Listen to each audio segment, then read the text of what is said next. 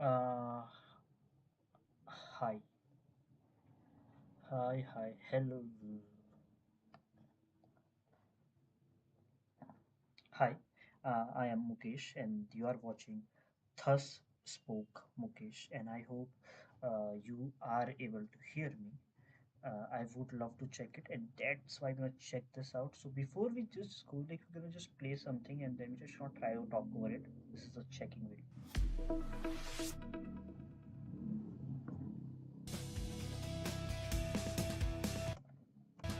Abracadabra, yo yo ya. Abracadabra, yo yo We've talked of ya. the material, we've talked of the political, Abracadabra, we've yo yo talked of ya. entertainment and art Abracadabra, and yo yo cinema. yo. Abracadabra, yo yo yo. Abracadabra, yo yo yo. Next Abracadabra, up, we're going to abracadabra, talk about abracadabra, abracadabra, political reason abracadabra. and its. Uh, no, let me just check, right? Let me just check it because I have no trust in technology whatsoever. Then we will start this formally as a person shall start and be bit reasonable person.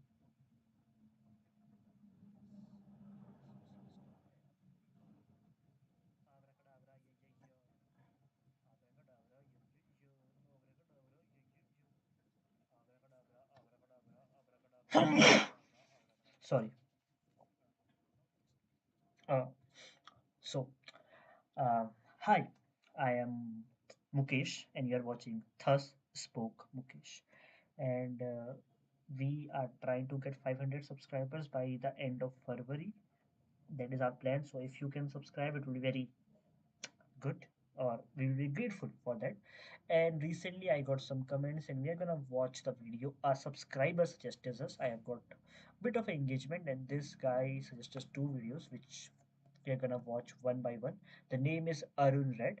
He also said something when I was talking about problem of evil. He said this is a limited intellectual conclusion on the problem of evil, considering the possibility of humanity who chosen to remove God out of the equation. Hence, the suffering came into being as a consequence, as a matter of fact, in the most prominent traditional theism, also clear as it is. Now, the problem with this argument, Mr. Arun, right, not trying to say that, oh, this is a bad argument, but the argument that you're trying to say is an intellectual conclusion of the problem of evil, considering the possibility of humanity who chosen to remove God out of equation. So, what this as per your logic and the classical theism that you say, as you mentioned, it basically argues that a god is a very narcissistic being. A god is a very self-centered being, that if I do not pray to the certain god, whatever god you believe into, he will bring evil or certain consequences just to prove he exists. And what kind of all father or a benevolent God he is. This is not a good argument from your perspective. I'm really sorry to say, but from a theistic perspective, this doesn't support you. It's a very sloppy argument. Now, further, he goes on to say, it is also claim it also claims this life is just a phase that goes away, and those who suffer in this world have another eternal life waiting at the end of tunnel, which is real. Now, how do you understand that this life is not real and that life is real? Now, this does not make sense, because suffering that I suffer in this life, the suffering that a child with a bone cancer suffer, is also as real as it could be. He feels it. A parent suffer as they see their child die. So this is not a real argument. This is a sloppy argument. Like, this is not objective argument. It's like you are trying to give yourself a drug, a opium, as Marx would say, the opium of masses, that are not trying to console yourself. Oh, this this whatever I am going through is a phase, and we will come out of it. So it does not really has a or is a logical or prudent understanding to it. It's like you believe in it to it. So it's a Kierkegaardian idea of it. Like it's your personal belief to it. It's that it's not either it's true or neither it's not false. It's like you want to believe it's true, so it's true for you, and no hate to that. Accept it. But the problem of evil is a real existence that exists, and you cannot deny it by these logic that are abstract, when in reality there is something that exists, and there is no claim to it because it exists. I'm not claiming to it. It is in fact a reality, my dear friend. That is that. Just now, uh, and if who put half the effort of understanding traditional theism, you will get even more surprising revelations on the truth. It is not so far as the you, and then he goes to say, see, my problem is not with theology. See, if you go with theism or theology or any theism, the problem with any of that argument is, oh, let me just check if somebody is watching this video, right? I think there is nobody watching this video. It's again all right. Um, the problem with classical theism or theology is very simple. These all are effort, in a most simplest way, effort to make you believe in these stories or in these people or the God, right? Because everyone, be it Ram, be it Prophet Muhammad, be it Jesus, or any of such God, these God are, let me say it blatantly and brazenly, are men of their own time. They are they cannot stand a test of time. They are men of their own time, and being very honest, you cannot deny this fact, right? If because the very classical theism or classical theology, because theism in itself does not stand a chance, so you need theology, you need philosophy that somehow proves the existence of God. That was Thomas Aquinas did. He used the Platonic idea, he used the Aristotelian idea, and put it in Christianity to popularize it. And that has been a death of cultural religion, like the death of the the Norwegian gods. You would find that more Norwegian people are Christian people, not because they are Christian by the very nature of it. They would believe in Thor, Odin, but now they believe in Jesus and the all good Father, the Heavenly Father, because the Aquinas had a smart plan. He used Plato's idea, the philosophy, and something along those lines with Christianity, make it sound bit rational. It was like, yeah, and sold this. That's why you do not find people who are very much into Greek, who believe in Greek God as their almighty savior, or into Norwegian God as their almighty savior. But you find that most of the Europe is Christian, and that is very simple. And to say further, I do not want to argue against your god's existence or your belief or theism. I have no problem with that. You accept your god, good. You do not accept your god, good. But the problem that inherently exists is none of your god, be it any god of any nature, do not stand the test of time. Let that be God, but even the men, the philosophers, Aristotle, Plato, Descartes, Hegel, Marx, none of them stand the test of time. And that says a lot about it. If you go by any god, but because I do not want to be sounding like a religious critique right now, that's why I'm not giving example of specific people or specific god or religious figures. So I will make myself away from it, at least for now. But just to make sure that I have criticism for every one of them, irrespective of the religion they come from. Now we will go to the video that I was suggested to watch right now. I'm not a very smart person, so we will get enlightened by the classical theism that Arun Red asks and urges us to watch. Yeah, and this is the introduction, I guess. Well enough, and thank you. Let's watch it. This is the first video. I will just put voice bit less below. It is in 145. I think it is okay, and we're gonna watch it again. If somebody has joined this thing while I was ranting, I must say, hi, this is Mukesh. You are watching Thus Spoke Mukesh, and we are watching a video suggested by Arun Red, that is uploaded by the channel Apologetic Network International. And the name of the video is Problem of Evil and Meaning of Life, John Hopkins University, Dr. Ravi Jecharias, if I'm pronouncing it right. And yeah, let's delve into it. And yeah. Please be seated. Thank you. Thank you.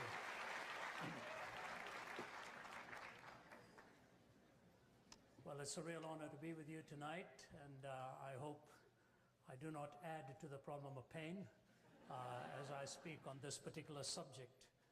The good news is that after I finish speaking on it as best as I can within the time that we have on hand, I'm going to be joined by two of my colleagues, Dr. Vince Vitale, who is a lecturer at Wycliffe Hall and Oxford University. He did his studies at Princeton and his doctoral work at Oxford. You'll hear more from him about him later. and Dr. Nabil Qureshi, who is actually also on our team. He is a medical doctor, but has also acquired a couple of postgraduate degrees in theological training and text of scripture and so on. They will tell you more about them as they come onto the platform, but I think it's wonderful for me to have them, at least for a couple of reasons. Number one, anything that I say that makes sense, I'll be glad to answer your questions about those. If it doesn't make sense, they will be answering the questions on those. For a couple of reasons. Vince Vitale, when he was at Princeton, then at Oxford, was not only a student of philosophy, but also was a light welterweight boxing competitor there, did extremely well. And anyone who has been in the business of inflicting pain ought to be able to justify it as to why that was done. And Nabil Qureshi, as a medical doctor, would have been on the other side of the ring, catering to the needs of the one that was felled. So he'll give you justifiable reasons for why he alleviates pain. Looking at two of them, I'm really glad they're here. And in all seriousness, I think you will find our time of interaction to be very, very meaningful. We come off various itineraries from different parts of the world and different kinds of audiences, and everyone knows that this is possibly the most daunting question that challenges any theistic framework, but also any naturalistic framework, because both worldviews have to explain, in the former case, how the doctrine that they hold to in terms of the existence of an all-powerful and an all-loving God can allow the kind of evil and suffering that we experience in the world. But from the counter perspective, those who deny the existence of God on the basis of such suffering then have to find a way to explain moral reasoning. Both of them have tried it. I'm not sure that I have found the answer from the counter perspective very convincing. People like Daniel Dennett and Hitchens and Dawkins and Sam Harris. Sam Harris particularly has written most recently on the subject, and Daniel Dennett goes to great lengths in his interviews to point out what he will call the evidential problem with the existence of God, namely the problem of evil, the problem of pain, and the problem of suffering. So with that as a backdrop, hopefully we will touch some of these authors as we go along, and certainly in the question and answer time, I hope we will do our best to interact with you. Let me just say that as a speaker and one who talks on themes such as these, although it's been a long time since this particular subject was assigned to me, certainly it comes from the floor, no matter what the subject is in the defense of theism, that we're fully aware of how tough these questions are. Anyone who minimizes it obviously doesn't understand the question. And sometimes I get the feeling when those who attack theism or the Christian faith in particular seem to think that we're sort of foolish in ignoring this problem. We actually don't ignore it. Daniel Dennett, referring to Alvin Plantinga and his debate with the great philosopher Plantinga, said, well, his argument was very logical, but his belief is preposterous. Now, that's interesting, isn't it? So making a value judgment after actually denying that values actually exist. And the very famous start of the argument, where Mr. Ravi says that the counter argument about the moral argument, like how the morality of the values come, and here he does the same argument again.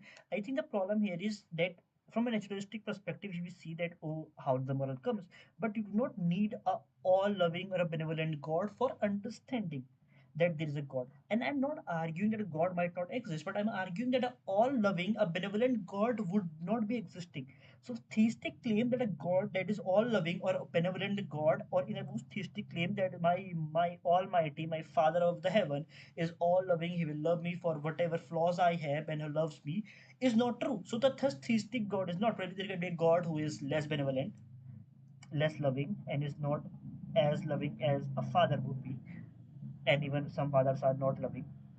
But to say this, that value is adherent to existence of a god is is a failure in your part of understanding how morality works. A morality can is you can, if you see a drowning child and your first thought is Does the God say this is moral? Will I go to heaven for this? Then this is a failure of your social conditioning that I would argue. I am not as educated as he is, and I am not as reasonable person as he is. But to my understanding, this certainly comes from a certain perspective of how which society and social conditioning have you came from.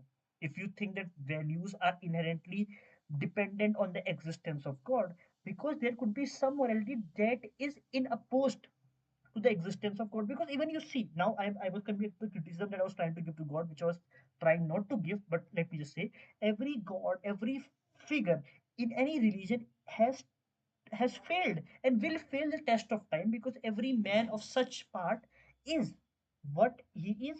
He is a man of his time. He is a man of his time. You go through every religion, you read every religion, even the basic extract of that religion, you will understand that, oh, whatever they are saying is true, but it's not objectively true, because through time these morality will fail. If such god's existence would create values or any moral or ethical sense that is objective, because the god is so objective, it should have been in an objective line. But then we have seen that through history, through generations, that there have been evil that have existed in this world, even when the value source itself is objective. So it creates a very gap between it. If the value source is objective, why aren't the values objective? Why there is such a gap between it? And this gap itself is can lead to this question: does God really exist? Or is the very idea or the claim or the definition of God really sound? Or is it there is a bit difference to it?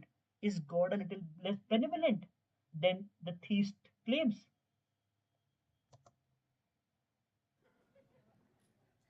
Quite pronounced, quite dramatic. But both sides feel the struggle, and every worldview wrestles with this. In fact, it has been rightly said that virtue in distress and vice in triumph often makes atheists of mankind. Virtue in distress and vice in triumph often makes atheists of mankind. Andrew Fletcher, the 18th century Scottish political activist, said this: "Let me write the songs of a nation. I don't care who writes its laws." Let me write the songs of a nation. I don't care who writes its laws. And the reason Fletcher said that was that while reason and logic and argument may come to you from the front door of rationality, music and the arts often come through the back door of the imagination. And that's why sometimes my work at Cambridge University was in really the romantic poets. And when I see how poetry and music and the arts so often raise the question in very thorny ways, they sometimes even hint at the answer that oftentimes those who are given to pure reasoning do not even move in that direction. The famed music group Moody Blues said this: I'm quite disappointed, because the thing that he is like, this is such a Descartes type of argument, that when Descartes, just to give an inference, what Descartes does, Descartes argues, he says, I have this doubt, and then I doubt, I think, therefore I am. He goes on to talk, he's a rationalist, he reason a lot, and then and every time, anything that he does not doubt, he comes to the inference of what? He come to inference that, oh, there is a god. He is a classic orthodox Indian monk, because whatever he cannot doubt, explain, he goes up to say it's a god, because I've this. And that's what Kant people do. The problem is with them, because Kant does what? Kant does what? He says that I have this very perfect idea comes from where? Oh, it's a god. He does too. And the same does Descartes. And the same is saying the imagination part for art and music does exist, but it does not blatantly argue that it's a god. It does not argue that there is a god. And if by pure reasoning you can say a god doesn't exist, true, or probably you can argue a god does exist, true. Both can be true. If you have reason, you can argue for both of it. In the same way, you can imagine an existence of a god, true. no doubt to it. But you can also imagine non-existence of a god. There is no such music that only propagates for the existence of god. Like, oh, every music that is made that has so much inferred to the existence of god. There are also music, also art, also fiction that is written opposed to the existence of god. Now, isn't that imagination too?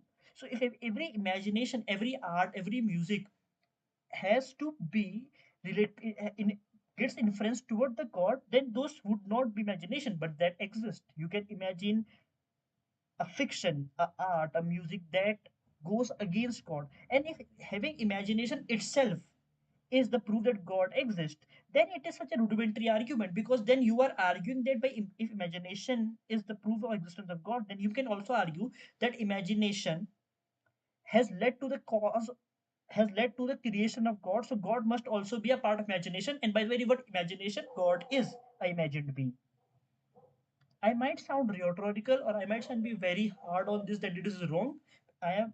I say it again. I'm not smart enough, but I find this unacceptably foolish. That is, I'm saying he is a man of position, but we won't be falling for that authority bias right now. Yeah. Why do we never This is another video that I want to watch because this video is too long and is boring, and I'm not gonna watch this whole video in one sitting right now, because you can say attention span is low. Could be true, but I do not watch brain rot content. I do not watch a lot of brain rot content, to be honest. But the thing is that I do not like to sit down and listen to these videos. I just want to, like, when I walk, I listen to them. Like, yeah, that's a great thing to do, a better way to go forward with it. So we will be doing that, but for now, just watch another video. I think this was a bit smaller one. Now this is okay. poetry and music and the arts so This is bigger. Where is that video, man? I remember he had suggested two videos. Is this one? Is it this one? Please be this one. No, the both of an the same video. argument may No, then we shall go to at least one extent of this video. never get an answer when we're knocking at the door with 1,000,000,000 questions about hate and death and war. Because when we stop and look around us, there's nothing that we need in a world of persecution. Problem is a better understood as mystery than a mere problem. Problem is something external without a mystery goes upon itself, because the questionnaire is a part of the question. He listed this with medical doctors explains with a hard time with That is whirling in its greed. Why do we never get an answer when we're knocking at the door? That is the musician raising it. And any time you see the problem raised, you begin to see how easy it is to give a long list of tragedies and atrocities as if we're in need of justifying that evil and suffering really exist. What I want to do is try to illustrate for you this evening that not only do we feel it, not only do we wrestle with it, not only do we argue our way through it and debate it in our own minds, but I've come to the conclusion that the problem of evil is better stated as a mystery rather than a problem. Why do I say that? really. I'm gonna do a case in it. Really. I want to state this, that the argument of existence of God is rather not an argument of a problem that a god exists or not, but a problem of a mystery. This is what I'm talking about. Most of time, this is rhetorical, and this is what George Orwell, when he writes in politics in the language, he says this. And when he says about Professor Lesky and other people, he says that they try to, like, we can simply say this, that a problem of evil is a bit mystery because we don't know if it exists, because we have no objective answer to it, right? He could also say this very simply, but rather than we can state it is going to be a mystery and rather not a problem. We are trying to take it away from what it really is, because because what we are trying to do, we're trying to take out the very problem for the subject and put it in a different inference, so that we forget what the debate is about, what the argument is about now. And this is the people, and this is, I found, very rhetorical. I do not This is why it gets to me, because I want, like, you do not bring words a lot to a thing. Try to explain the most simplest of sense of way that any English speaker, be it native or a fluent speaker, or be a person with legal jargons and shit all of understanding of English, can understand it. Do not try to make yourself sound profound by using a very un-English section language. If sexom.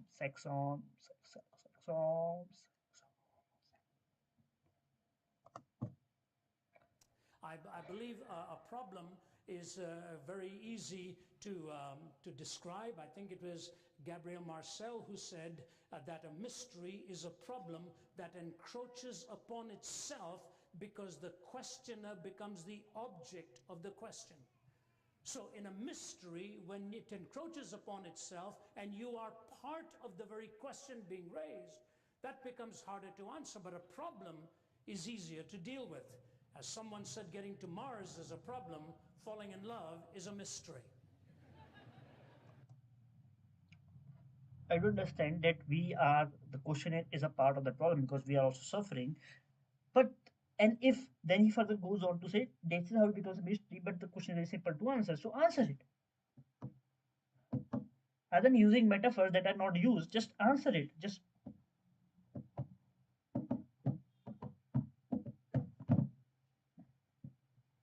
that God did. God did. God did.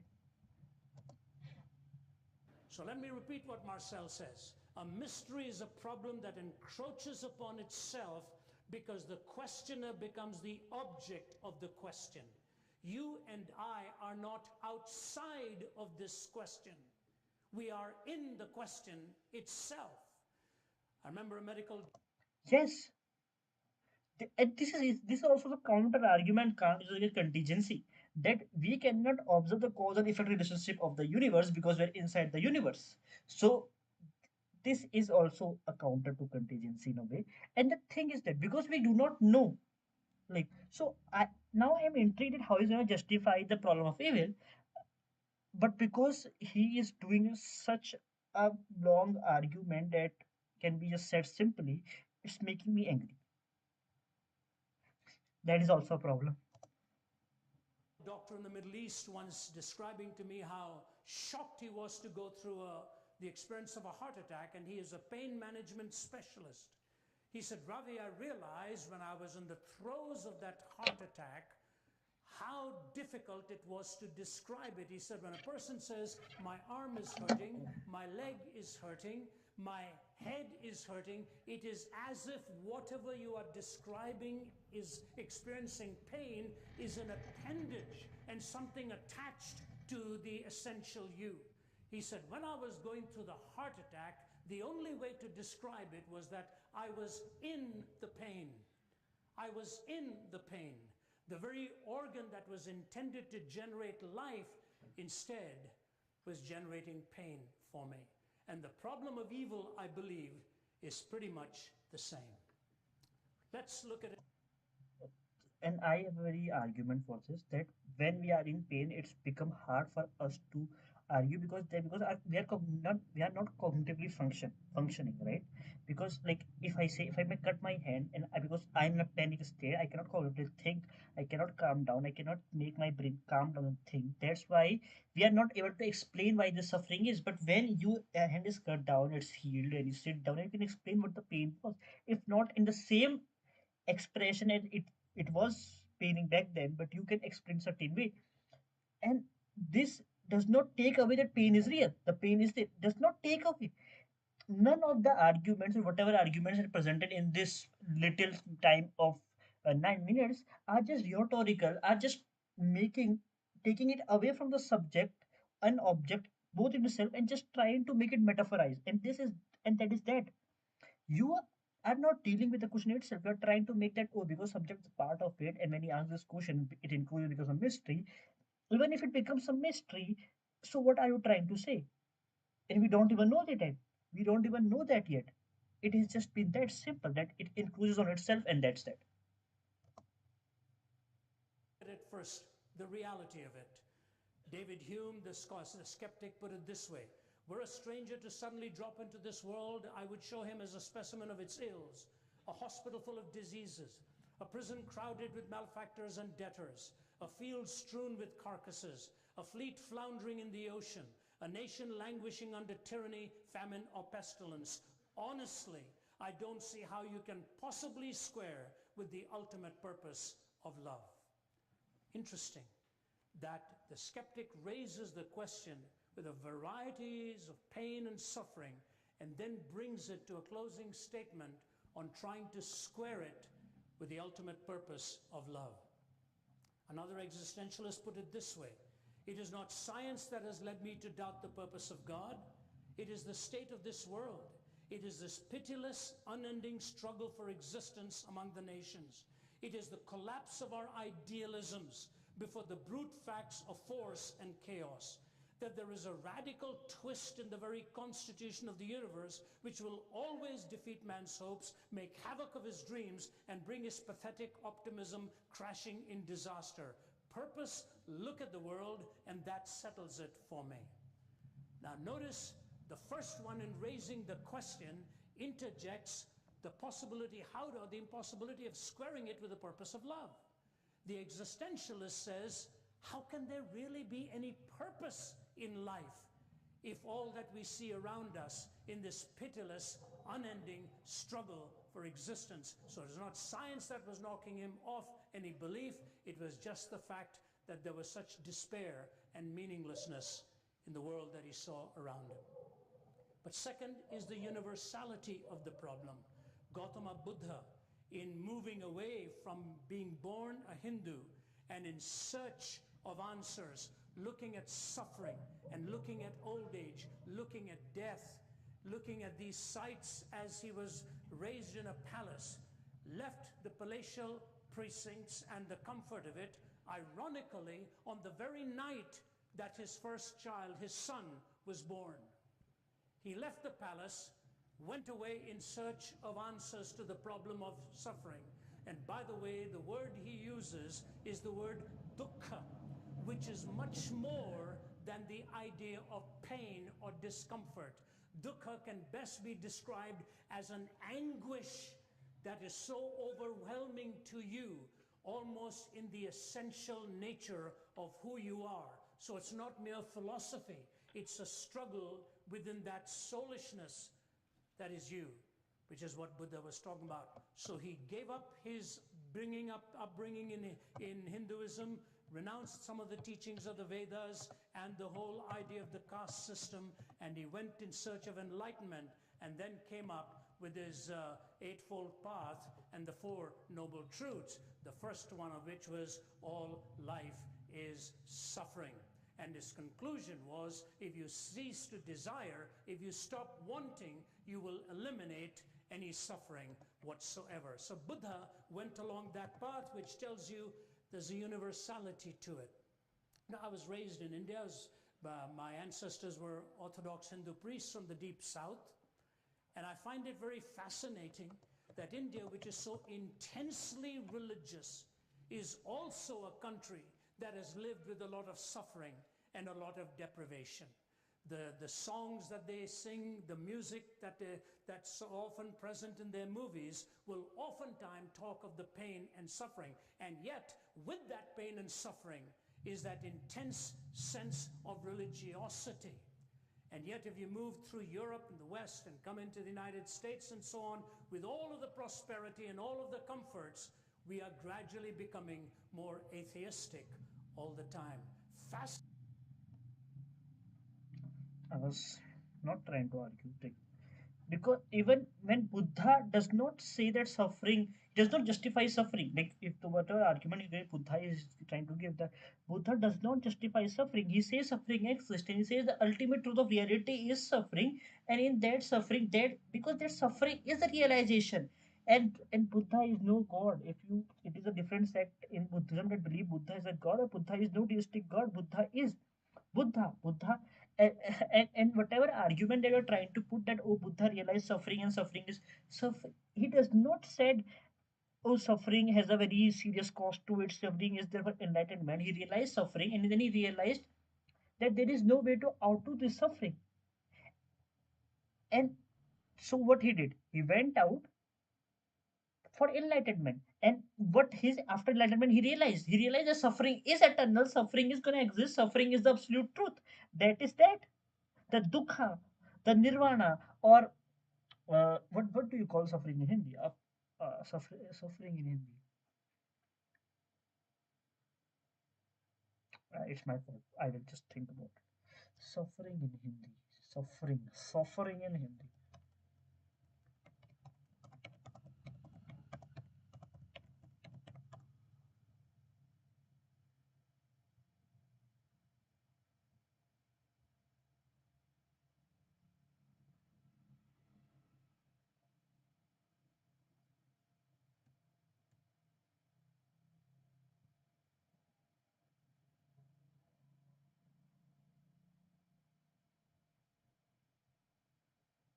Yeah, we call it dukkha itself, right? So suffering or dukkha, he realizes suffering is the absolute truth. There is no better truth than suffering, and that is what say he says that we cannot outdo suffering. The only way to outdo suffering is that itself, that will get rid of suffering. So is that you to accept the suffering and live the life through. So he does not say that, oh, suffering is not real, or the suffering is a greater purpose to it, that suffering leads to enlightenment. He says that he gives a way to cope up with that suffering, to find a way to coexist, cohabit with suffering. It does not rationalize, intellectualize, or whatever the what you're trying to do with suffering, the mystery or something along those lines. He doesn't do that. He accepts suffering as the ultimate reality, the truth of the life. Fascinating difference where cultures in the midst of pain have sought answers for the spirit, those in the midst of greater comforts are walking away from belief in God. Not true. Example of India, highly false. I come from India. India is not in the midst of comfort. And India is a highly spiritual nation. I must say this. India is highly and orthodoxly spiritual in a spiritual nation. His experience of India comes from a way, I think from the 1% of the class, and he believes that those people are also spiritual in the same adherence to what the idea is, that the atheists are becoming is a middle section, because they've realized that this whole believing in God is just uh, is an economic thing, is a business, or is untrue, because the logical answer through inferences, through reality, are used to the very simple thing is that God does not exist. If he does exist, then the idea of God that we have is not actually the actual idea of God that must be there, right? So neither Buddha is arguing for existence, that suffering exists for a greater causality. He argues that suffering is the truth, and to cohabit with suffering, there we must go for enlightenment, and that enlightenment got him what? That suffering, it will exist for all time. He said that dukkha is permanent. There is no greater truth than dukkha or suffering after he got enlightened. He didn't was like no, was not a prince walking through, saw these four situations and was like, oh, suffering is inevitable. He didn't say that. After enlightenment, he came to the suggestion. You get what I mean by that, right? And when people had a lot of suffering in their time, they went to spirituality, and suffering didn't get away. Suffering was still there. Witch hunting is prominent in Europe. At that time, Europe was highly religious, didn't help. India, sati patha, caste system, lot of other practices that are evil, immoral existed, but religiousness was at a high peak. Islam, the same problem. Women are not given equal rights, and all, and other problem, child marriages, this and that, polygamy and shit. All not evil in that sense. Polygamy is not evil in that sense, but still, from a moral perspective, we are like, we can talk about dimorphism or along those lines, but let's leave that for this point. It is like these exist. And why do these exist? If is religiousness less now? Has the evil gone? If the evil has gone, why the children? If spirituality do it, so if he believes in this comfort, that comfort is there. So you believe that whatever is happening in the world, the world wars, and not the world war, but the war that is happening, the killing of children. Do you believe that these started believing that God doesn't exist? So God was like, bomb them, bomb them. And Israel is a God's man. He was like, bomb them. It is not. It's just a diabolic thing that I'm saying from right now. But do you understand what I mean by this, right? You cannot justify it in a sense. And first of all, he has not given any argument that tries to put forward that problem of evil necessarily necessarily is an argument that can objectively stand and also put make existence of God reasonable. He has used no argument for it. Every argument has been rhetorical, and I'm also bored with this video because it is not giving me the simulation I was thinking of. So I will be leaving it for now, and I'm really sorry, Arun, for leaving this video. Probably I am not smart enough to understand what the video is trying to say, or probably I'm too fast to judge. But yeah, and thanks to everybody who has been trying to who has subscribed and commented on this video. Arbina Bilal was the first person to comment on my videos, and I did appreciate you. Then Upasna Sharma, thank you. Divya Kumar, thank you. I like your understanding. Oh, great comment, but I do not like my understanding. It's a half as understanding, I would say. Devrata Sarkar, thank you. Then Super Sad Real was also there, and yeah, thank you for your comment. Arun Red, oh, thank you for your comment, but didn't really watch your video. But yeah, didn't really watch the video. Sorry. Vinay Singh, thank you for commenting, and Anton Brainstorm, thank you for commenting. And I'm trying to make video essays, but for now, I am just trying to not do that for at least for now. But soon I will be creating my own video essays if I am creative and good enough to create it. Before that, we will just check if there is any video that we can watch, right? We can just watch those videos and like one of my friends. This is a personal example, and I must just while answering this like so that people feel the stimulation. I must just put like game video GTA gameplay.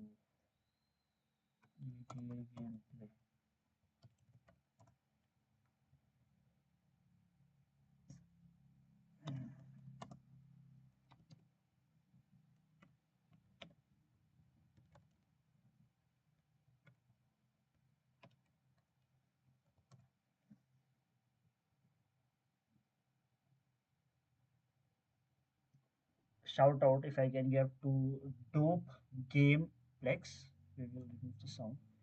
Just do one thing.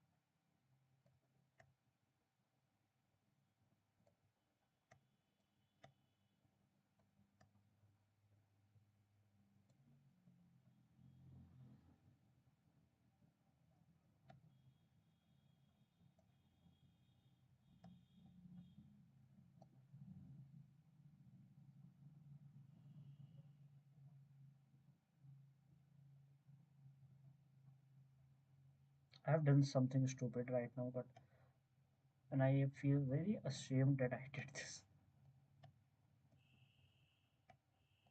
I think we can just do this, right? Okay, now.